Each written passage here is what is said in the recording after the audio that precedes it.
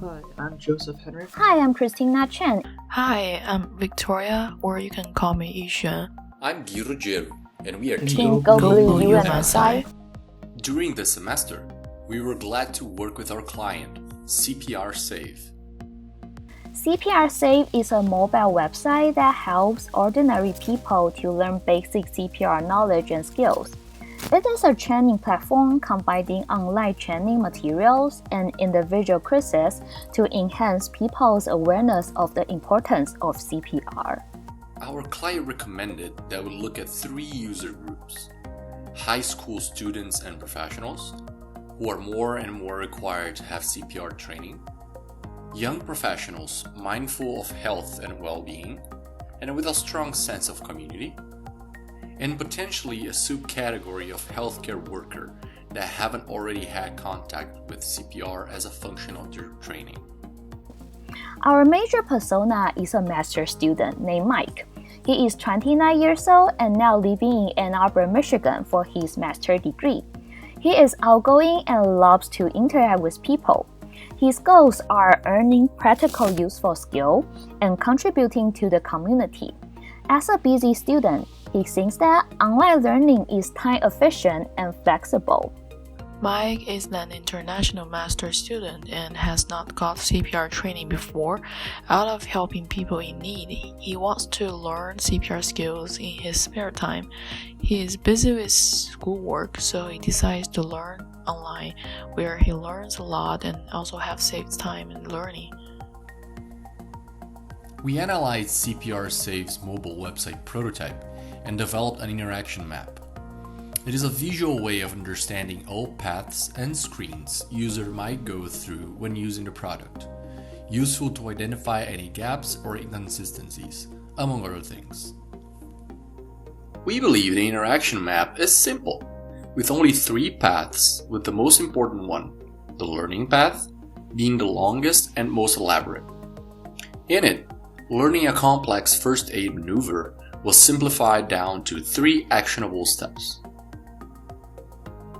We want to learn more about people's attitude on CPR learning, so we interviewed 4 people, including 2 women in the age range of 50 to 70 years old, who used to be a teacher and who had family members suffering from heart disease, and 2 University of Michigan grad students range from 20 to 30 and 30 to 40. One of them used to get CPR training and another one has never. What we do in the comparative evaluation is that we find features of other competitors.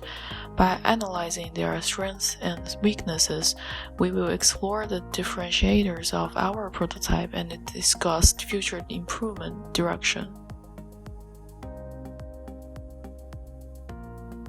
We wanted to better understand the system's target audience and optimal ways of getting to them.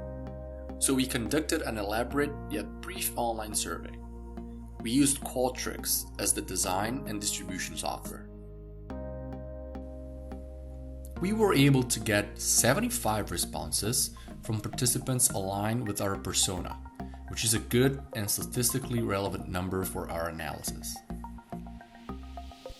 We conducted a holistic evaluation with Nielsen's guidelines, and we covered 6 different topics in our report, including match between system and the real world, user control and freedom, consistency and standards, feasibility and efficiency of use, aesthetic and minimalist design, and whether the system followed the user interface design guidelines.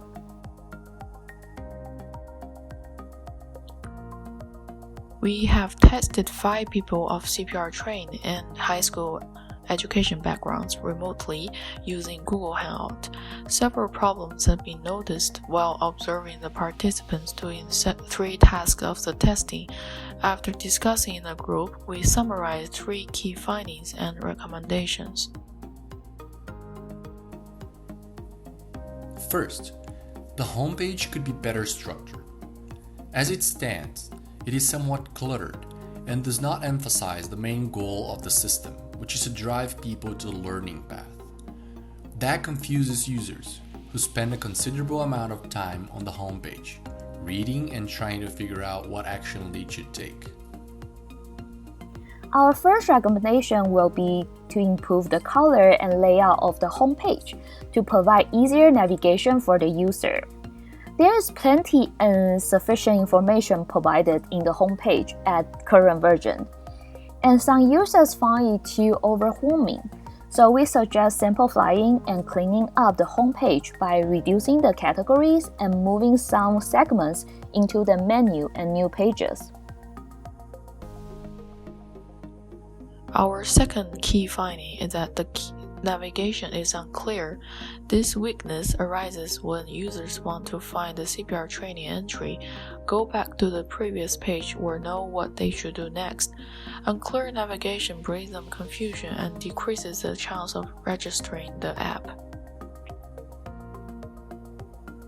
Here, we would recommend reducing the header and navigation elements of the entire training module to free important above-the-fold area. We would also keep the back button, but correct its functionality to actually go back one screen. Plus, we would move the CPR Save logo to the top of the sandwich menu. Users looking for a way to go all the way back would find it there, yet keeping the navigation simple and the header nimble.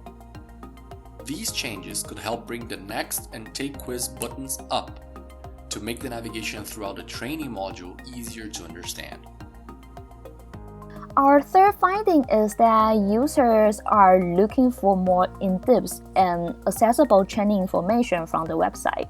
People who are interested in learning CPR really want to know how to perform CPR in the actual setting, and they will hope to get a clear guidelines of each steps of CPR execution. Our third recommendation is to give more accessible and useful CPR information.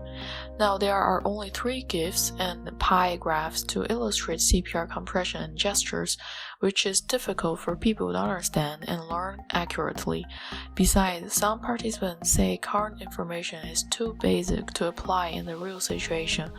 Therefore, we recommend improving the current CPR information page and providing more accessible and helpful CPR knowledge. Limited by current pandemic and remote working style, we were unable to interview more potential users, including people who has medical background or students. If there is an updated version of the CPR Save with more completed functions, we believe it's worth reaching out to more users and earn feedback from them for further studies.